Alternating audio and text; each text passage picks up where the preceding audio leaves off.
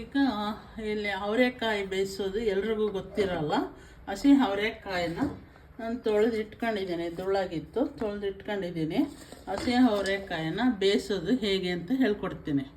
Sankranti time ಬಂದರೆ ಅವರೆಕಾಯಿ special. Sankranti ಹಬ್ಬದಲ್ಲಿ ಅವರೆಕಾಯಿ, ಗೆಣಸು, ಕಡಲೆಕಾಯಿ ಬೇಯಿಸೋದೇ ಒಂದು ಸಂಭ್ರಮ ಹಬ್ಬಕ್ಕೆ. ಈಗ ಅವರೆಕಾಯಿನ ಹಾಕಿದ್ದೀನಿ.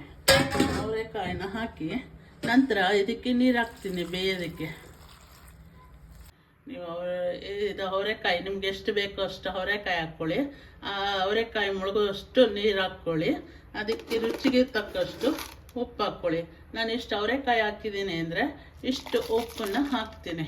ಹಾಕಿ ಬೇಯಕ್ಕೆ ಉಪ್ಪು ಹಾಕಿದ್ದೀನಿ. ಉಪ್ಪು ಹಾಕಿ ಬೇಯಕ್ಕೆ ಇಡ್ತೀನಿ. ಸಂಕ್ರಾಂತಿ ಟೈಮಲ್ಲಿ ಅವರೆಕಾಯಿ ಸ್ಪೆಷಲ್ಲು. ಈಗ ಬೇಯಕ್ಕೆ ಇಟ್ಟಿದ್ದೀನಿ. 2 ವಿಷಲ್ ಹಾಕಿಸ್ತೀನಿ ಇವಾಗ.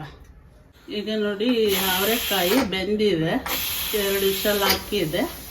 ಈಗ ನಾನು ಇದನ್ನು ಓಪನ್ ಮಾಡ್ತಾ ಇದ್ದೇನೆ. ಈ ಥರ ಬೆಂದಿರುತ್ತೆ.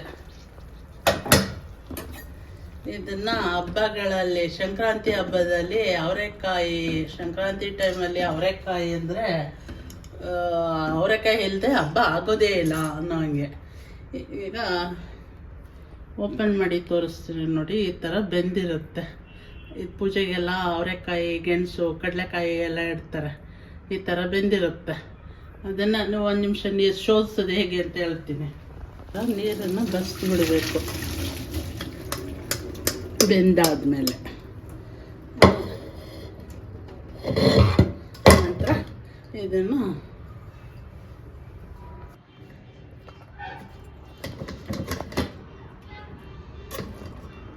ಈಗ ಸರ್ವ್ ಮಾಡ್ತಾ ಇದ್ದೀನಿ.